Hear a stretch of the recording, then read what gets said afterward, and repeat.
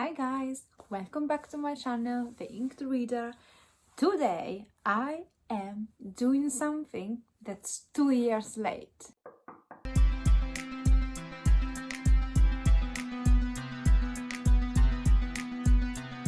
I am finally wrapping up, as you can tell from the title of this video, my reading the highest rated books on my Goodreads TBR. Exactly 2 years basically since I filmed that. I was another person 2 years ago when I filmed that. It took me so bloody long to go through these books.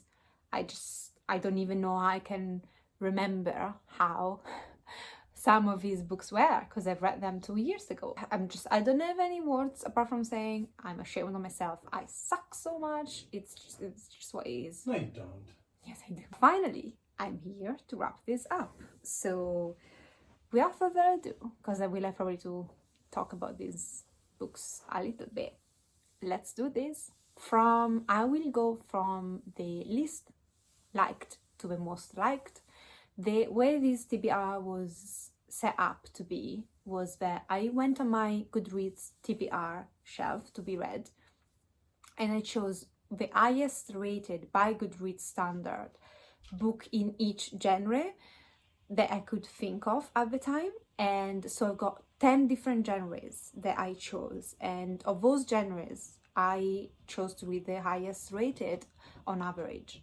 So I'm going to tell you exactly what is the average on Goodreads, and then I'm going to tell you, well, what was the average at the time I've read. So I noted down when I finished what was the rating that Goodreads gave and what was my rating. So it might be slightly changed by the time you see this.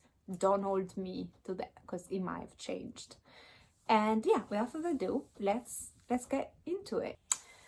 So at number 10 we have Just Mercy by Brian Stevenson. This is the non-fiction book that I chose. I don't remember if I read this summer or the summer before, but this is a non-fiction where the author is basically advocating for miscarriage of justice, where black men are accused of crimes that they've not committed. So he follows one case that he took over, so one client that he defended and that he was innocent of the crime he stood accused of, and for which he served a long prison sentence. And he takes that then to kind of delve into the miscarriage of justice and race issues. This is a topic that I found so precious and important. It's the reason why I've started studying what I do. So I'm really interested in miscarriage of justice books and all of that. I've read a bunch by now. The average rating for these on Goodreads is 4.61, which is the second highest rate on this list or in this challenge. So this, apart from another book, this is on average the highest rated on Goodreads. It has a really high average, like 4.61 is amazing. So I was really looking forward to this. My actual rating ended up being 3.5. Now let me explain why I bumped it down personally so much. It's not because of the topic. Again, miscarriage of justice and juvenile detention are topics that really interest me. And my issue with this book was not the topic, but was the way it was written. To a certain degree, because I understand that the author is a lawyer, is not an author, so I cannot kind of be too mad with him for the writing style. It didn't make a pleasure experience for me going through all this book, if it makes sense. And the other thing that kind of bumped the rating down for me a little bit was that he mentions many cases in this book, and he sticks to one in particular, which is the case that then got him the job that he did, and because he advocated for these men, black men, to be released because he was innocent, then he got the fame and the jobs that he later went on to do. So I understand why he chose that case, but from all the other cases that he mentions, the case he chose to put in this was not, in my opinion, the most heartbreaking and the most terrible one. There were cases mentioned here where then we do not explore at length, and I kind of suffered because of that. I was really interested in those cases that are just at one point brushed upon, and so I kind of regretted a little bit the case he chose to a certain degree. I'd be fine if he also went in the same length of all the other cases and the resolution of those. However, I do understand why he did it. So it's just personal taste at the end of the day why this got 3.5 stars.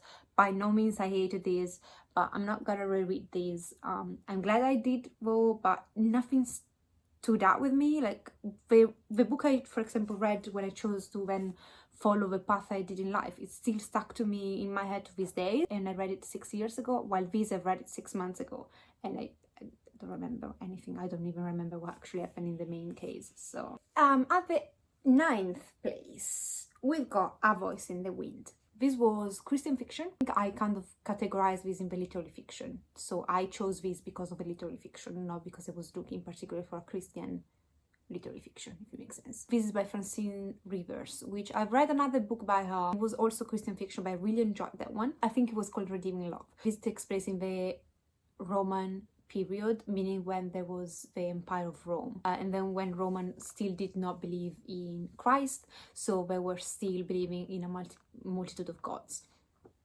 And you've got our protagonist, who is one of the earliest, or among some of the earliest, converted to Christianism, and she is sold into slavery for a series of events, and she ends up being the slave working for this family that's kind of a noble family in the Roman Empire. And there is a lot of issue going on, love, hate, and all that.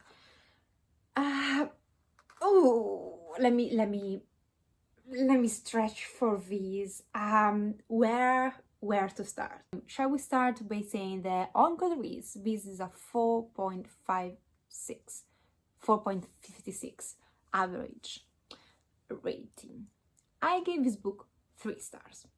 Now, said that, this is one of the freakiest, most hated book I had in the year. And I'm gonna describe in a second why and why I didn't give it a lower star rating. But I freaking hated it, but it had passion behind. While Just Mercy, which got the 10th place, is just because it didn't have any emotion attached.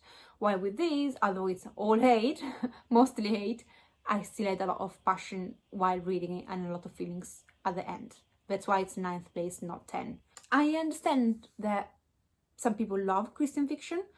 I didn't know that was a thing before reading Redeeming Love, and now I know it's a thing, and now I know it's a thing I should stay very clear of. I understand why people might like the genre, and I definitely saw the craftiness of this book, how the plot was constructed and how well the writing was. Because let me premise this, Francine Rivers can write, and can write well, and despite all the feelings I have of this book, I've read through all of it.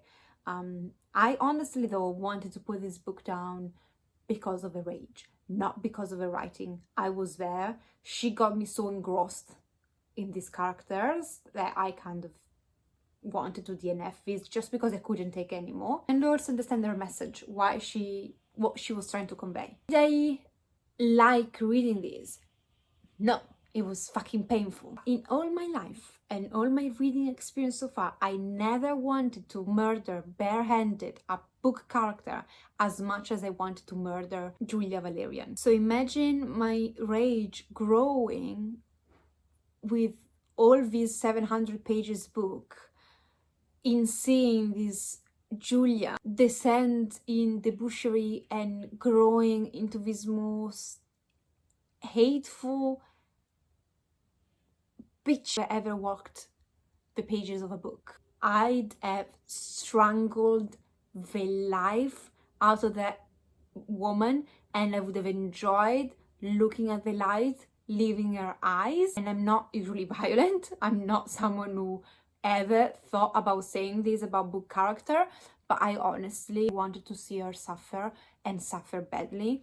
And also I understand why our main character needs to be to a certain degree the way she was, but it was so one-dimensional in her faith and in her utterly powerlessness, and her just taking shit from everybody and not making a sound, never ever standing up for herself because she was a believer, because of her faith, and because she thought that if God says that's what should happen, then I guess that's it. No matter if she's been tortured and all the kind of shit she goes through, because God decided that was her path, she just has to take it and stand still and shut up.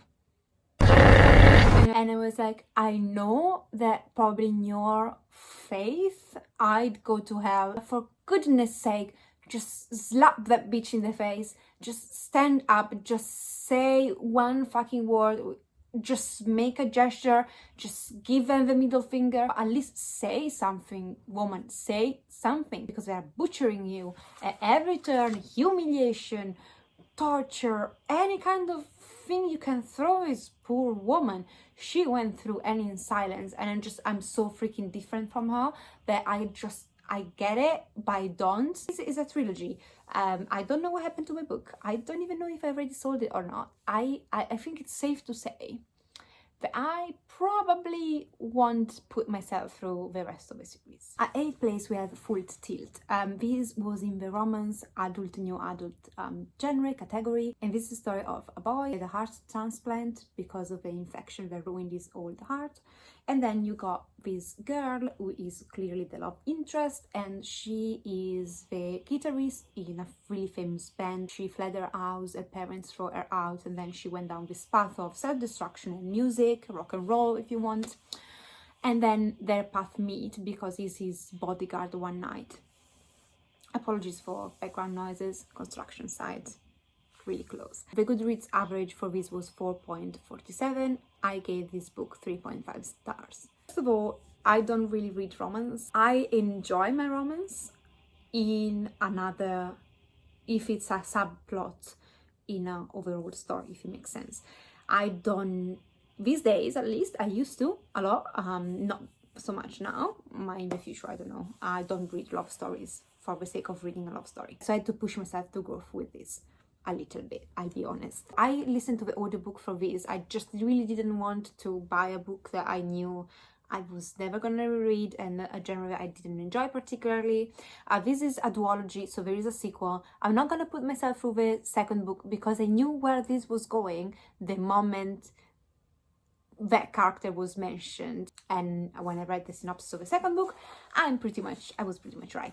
And so if you have a premise where you got a boy who is basically dying, and then you got a girl who's a mess, and then they fall in love, but the boy is basically dying, you know where this is going, right? This is not really a spoiler. It's said from the beginning that he has a heart problem. And again, I get pretty much the same issues that I have with romance, which is it's predictable. I've read the first chapter, I knew where we were going, I was right, and it doesn't have to be awful writing or anything of the sort. Actually, it was really good writing. I listened to this without any trouble. I didn't have to push myself. I wasn't looking forward every day to pick up the audiobook, but I listened to it, and it was like 10 hours so long, so it wasn't too bad. It was cute, it was not too cringy at all, a bit unbelievable how sexually active this guy was managing to be with all his issue going on. Far-fetched, but again, it was okay. If you want to really feel like shit at the end of the book, you want to cry, you want to feel all the good and bad feelings that comes with this kind of romance, do. And I would have never picked this up otherwise. I don't feel I should have necessarily, but it's done and I'm okay with it, and it's just gonna be it. I never really know the sequel and all of that, so even if I've not read it, I know, so I don't need to read it, so yeah, that's fine. 7th place, The Summer I Turned Pretty by Jenny Han. This is a 3 books in 1 collection, so you got all the trilogy. This is a big boy. I've read all of it. I consider this as just 1 book, although there are 3. And this is the story of this girl. She has been going to a summer lake house with her mom and the best friend of her mom, with her 2 boys, since she was little. Now she's turning 16. She goes to the lake house as every summer, but things start to change because the boys who are pretty much the same age as her starts noticing her, and things happens, and this is a fluffy YA contemporary. I enjoy the first book and the second more than the third. I think one of Han's best qualities is the atmosphere that she can create. I used to go to a lake house in summer with my cousins, and I had one of the most wonderful times when there, but it also made me a bit sad because I remember why we stopped going and all that came with that. So it's just, it was bittersweet, if you know what I mean. But I was also glad to be able to imagine and feel the environment as much as I did, which is definitely praise for the way the author writes. I wish the third book we could have stopped a few chapters before we did, because I would have preferred to go with another choice in the end, without giving any spoilers. But I would have been fine if it was done a few chapters before things turn, if it makes sense. Another thing that I like about Han is that she goes in the direction you think she will go, but she does in a way that you don't see coming. So she puts there twists and turns that are still a surprise. So that I really enjoyed. There's not much else to say. It's really cozy read, really nice YA. Enjoyed for what it was. Quick read, although it was really chunky. I read it fairly quickly. The average Goodreads for this 4.43, and I gave this 4 stars. This was YA contemporary selection. At 6th place we have a book that actually I sold. This was Obsidio. I didn't sell these or the whole trilogy because I did not enjoy those. I actually did enjoy them, just I was never gonna read them. I'm kind of growing out a little bit of YA, so I am glad I did read them. They were really funny format. I'm just done with them, and that's it. This is a sci-fi series where you follow companions, characters in each of the 3 books. And the main story is that in the first book, you got this colony on this planet that gets attacked. The majority of the population dies or is enslaved, and this bunch of characters manage to escape, and they're trying to warn other colonies around space that this company that actually is portraying themselves as the good guys, or they're really innovative and they just want to bring change, they're actually conquering and enslaving people and all of that. I think the first one is the one I enjoyed the most together with this one. The second one, it's the couple I like the most. Average Goodreads rating to this was 4.52, and I gave this book 4 stars. I enjoyed the characters in this one. I enjoyed how everything wrapped up. I was glad to get to that conclusion. There are some books where, you know, obvious conclusion make me disappointed. In this case, obvious conclusions made me really happy. I wanted the characters to end up where they were. These books were always funny to a certain degree in points where I didn't think it was appropriate. There were some instances, I think in the second book where I was like, what is so fucking funny? You're about to die. Like, why are you laughing? Like, that's not credible. But I think in this book was tiny bit less than the second book.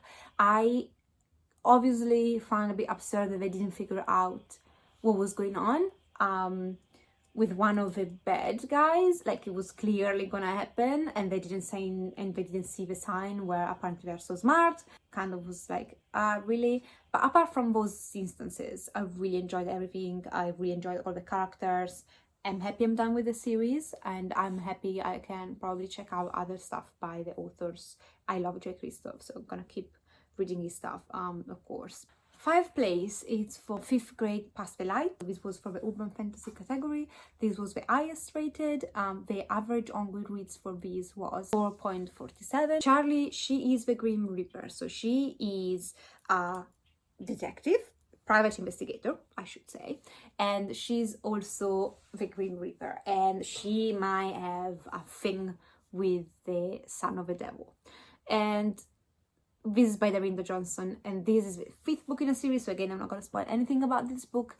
I have to say that I love the series because it's generally so funny.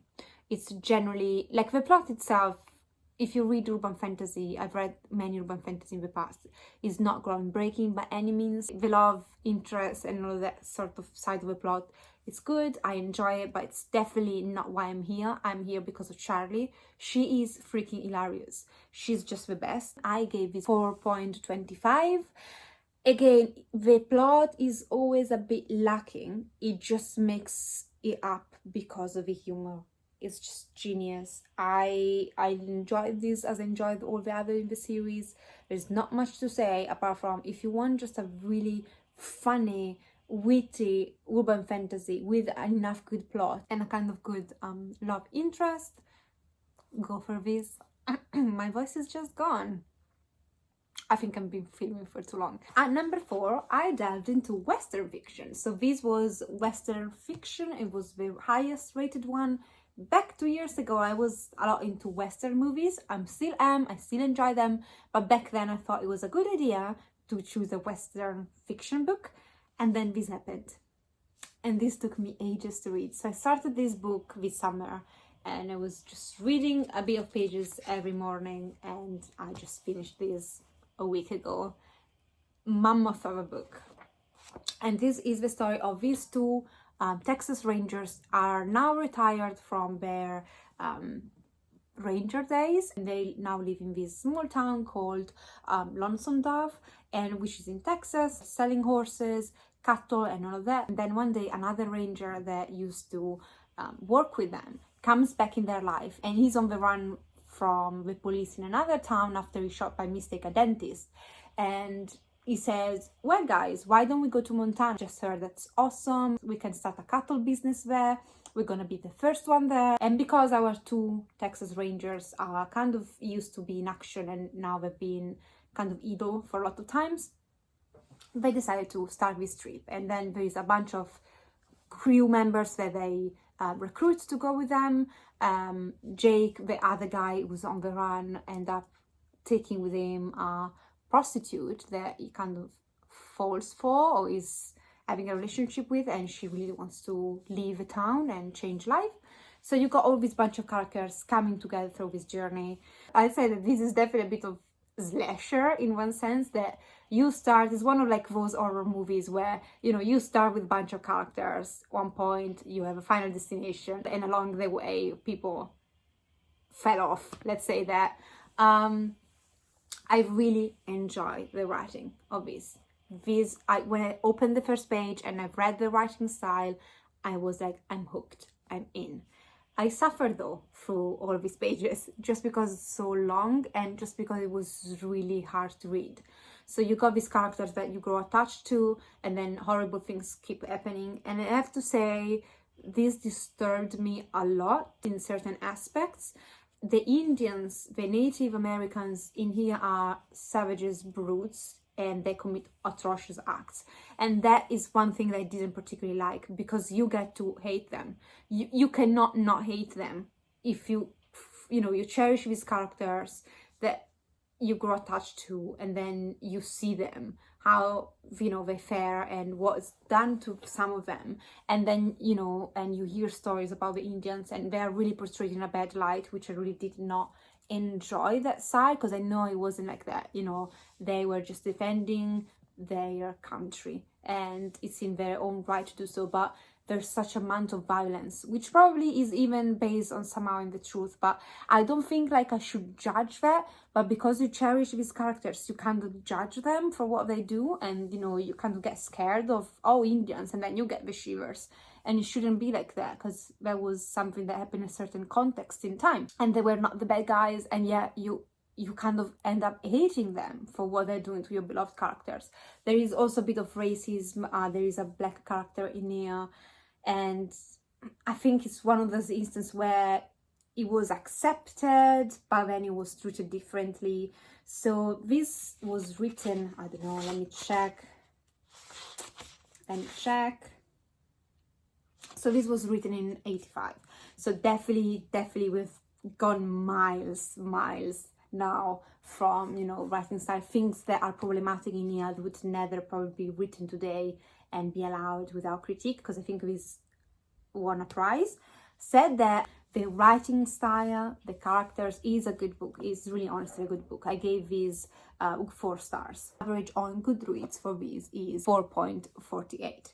So I enjoyed throughout this book. I'm just also aware that there are some issues.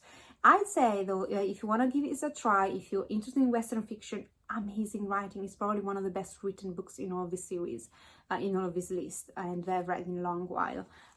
Just the writing style, the way he writes things. Start with the prequels, like, you know, go along the journey. That I kind of regretted not having looked up if there was any prequel to this. I would have loved to start the journey when they were Texas Rangers and see them coming to this place and then see what happens next. So I will probably follow up this and finish at least this and the sequel. I don't know if I'm gonna pick up every prequel, but I might. It's so well written. Definitely still recommended. I think you can read a book now in 2020 being aware of the issue, being aware it was written in 85, so you can acknowledge the problems but still enjoy, if it makes sense. It doesn't mean that you agree or you think we should go back to that time and writing things in this problematic way. It just means that you can still enjoy a book, enjoy for what it is. It's just a story, and yet recognizing some of the issue there, so you can actually share this with others. And number 3, I have The Nightingale by Christine Hanna. This is historical fiction, so this was in the historical fiction category, the highest rated. No surprise there. I think everybody would have thought this was going to be the highest rated one. Premise of this is that you are in France, you follow these 2 sisters during the occupation of the German Nazi regime and how they survived the war, so you follow both perspectives and what happens to them during those years. Now, premise, I really dislike war books. I really do not like war books. Second World War, I mean. So far, I've loved a few, I did, but overall it's not something that I usually find myself enjoying. Very popular book, I ended up giving like 3 stars because I was not really into them. This one, again, I enjoyed the writing style and I enjoyed how quick I read this. I flew through. I felt like I could keep reading. So that's really definitely a plus. The average on Goodreads for this is 4.57. I gave this book 4 stars, which is amazing considering how much I do not like usually reading books about World War II. So yeah, that's really good sign. I really enjoyed our protagonists. I was actually rooting to see more of Vivienne than of Isabel, and I had to like do this a couple of times because I was almost crying. It is heartbreaking in some moments, but I was expecting that. It's nice to see France and how they dealt with it. There was a lot of background research for what I believe was kind of accurate in a lot of stuff that went on. Some of these characters are actually taken from true historical figures that lived, and it gave me the feelings that it was supposed to give me. I just found a couple of things a bit brushed off, or things that I would have personally preferred going in a different way, but it affected me in the feelings enough to say this deserves 4 stars. I will probably watch the movie, definitely. I really enjoyed their writing style. It's nice without being too deep, too intense, if it makes sense, which made it easy to read. Doesn't mean that sometimes I prefer a bit more in-depth on the feelings of our characters, and I do enjoy when authors can get the extra mile, but also appreciate when authors can keep the writing so flowing nice that I end up reading like 100 pages without realizing it. So definitely a good one, historical fiction. Now we got to the top 2. Let me premise this by saying that the second place is the highest book rated by me in this series. So I rated higher the second book that I'm gonna mention in a second more than the first book. Reason why the second book is at the second place and not the first place is that the first place is taken by a book series that I loved and cherished for a lot of years by now, while the second book is the start of a series. So it has a slow start and then it builds up, and I absolutely loved it in the end. I love the ending. It's a new thing, new character. So I ended up appreciating as a book and rating it higher because quality wise I think it deserves the rating it got. Emotionally wise, it's the start of a journey instead of the end of a journey, so that's why it's second place instead of first. In the fantasy, adult fantasy category, I had, without any surprise, The Way of Kings by Brandon Sanderson. These I was lucky enough to find the whole first book in a paperback edition. I wasn't so lucky with the second book, and then I finally read this staple of a fantasy community. And the premise of it is really complicated, but you got a kingdom that has made peace with its other kingdom finally, with its creatures. They organize this feast to celebrate them, making peace, and then the king gets murdered. And this other race, this other kingdom actually did the killing, apparently is accused of killing the king. They go back and be in war, and then when this starts, they've been at war for ages. So Goodreads average for this book is the highest of all the other books I just mentioned. So the Goodreads average rating for this was 4.65. I gave this book 4.75 stars. Let me explain why it's not 5 stars, but it's basically there. Now, this was a roller coaster. I was also a bit weirded out at the beginning. I was like, giant crustaceans, like giant lobsters or crabs. That's the bad boy here that was keeping you awake at night. Okay. At the beginning, I was not really buying into that. I was really like, oh, this is potentially a bit boring. And then I was like, oh, potentially I don't really care about this POV point of view that we are reading through. And it's a chunk of a book. And then I kept reading because I was like, why are people loving this so much? And then the last 300 pages hit me and boom, I was in love. And it all made sense. The slow beats, the slow build up, why characters do what they do, why we have to go through this journey with them. It all made sense. The twists, the lore, it's just brilliant. It's just, I was like, oh man, I see what you did there. You almost lost me, but I'm so glad you did not. And it's been a long time since I've read a book, and I was so excited by the end. I was like, oh, okay, I'm excited about this. I want to keep reading.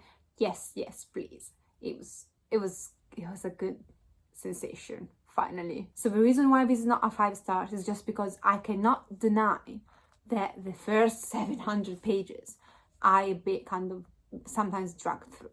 So I dragged myself through those pages, and I didn't feel the feelings until the last 300 pages. So although it's so close to a 5 stars, it's not perfect 5 stars.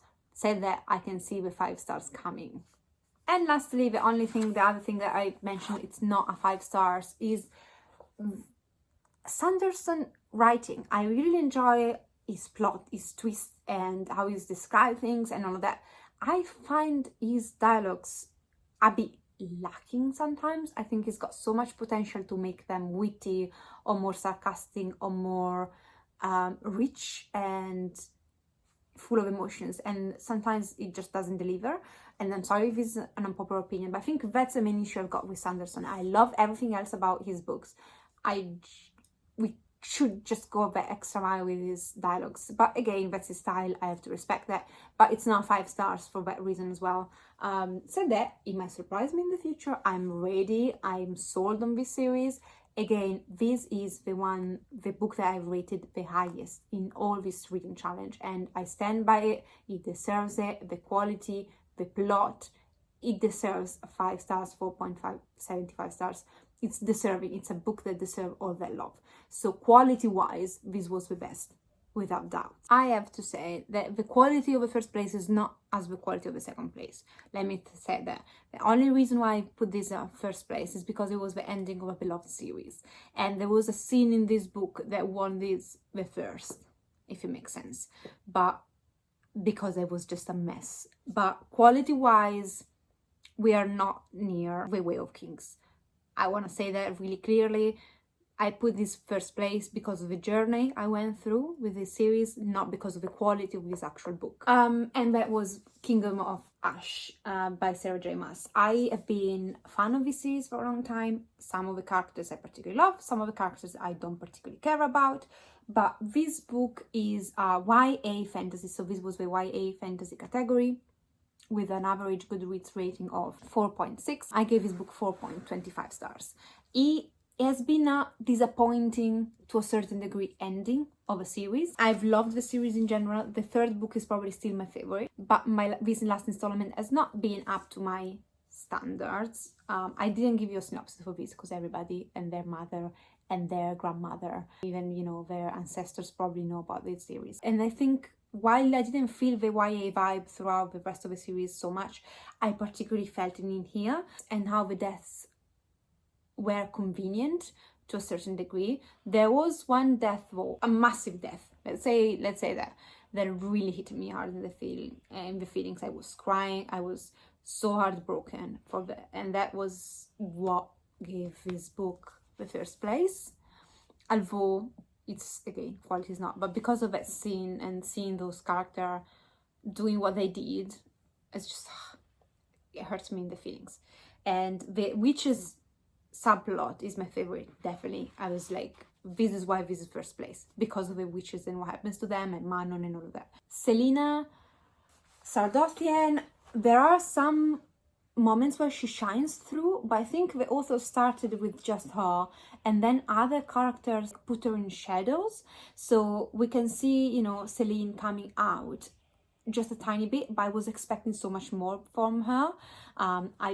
I thought if she wanted to go down the multiple POV plotline, which is great, amazing, she should have not built Selena. She did, because then she created expectation. Then all of a sudden in the last 2 books we got 1,000 or more characters than where you used to, and so of course Celine, she has to kind of go back to be just one of the characters, not being the main one, and kind of suffered because of that. She had built up the tension that was then kind of misemployed in the end, or shared too much, I guess.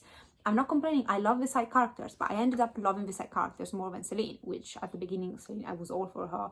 She still shines through, especially in the first bit, but definitely not as much as I was wishing. Relationships, predictable to a certain degree, yeah, definitely. Cole, anticlimactic, I'm not a fan of him. I found him always out of place and just shut the fuck up, and unfortunately it doesn't. Ultimately, this brought tears to my eyes. I was ultimately glad to see some of the characters, how they ended up, not all of them, but some. I definitely shipped the characters that end up together. The only thing I think was bothered a little bit was how Dorian approached Celine. For their background, I was expecting a bit more, while again, it's just like it never happened. It just feels a bit weird and convenient. But apart from that, I liked what happened to Celine in the end. I was wishing for that ending for her, so that's great. And yeah, first place, not deserved, I'll be really honest, because the Way of Kings should deserve a first place. I said I was gonna do this by the end of the year, and I did. So yeah, yay to me. Also, sorry, yeah, one of my best purchases of the last months. And yeah, thank you for watching. Next year I'm gonna do all reading challenges, and hopefully it's not gonna take me 2 bloody years to finish them. It's a bit different format. I link up here and down below what I do, so it's definitely a different format. So usually, hopefully I'm not setting up to fail. Thank you for watching. Take care. I'll see you next time. Ciao.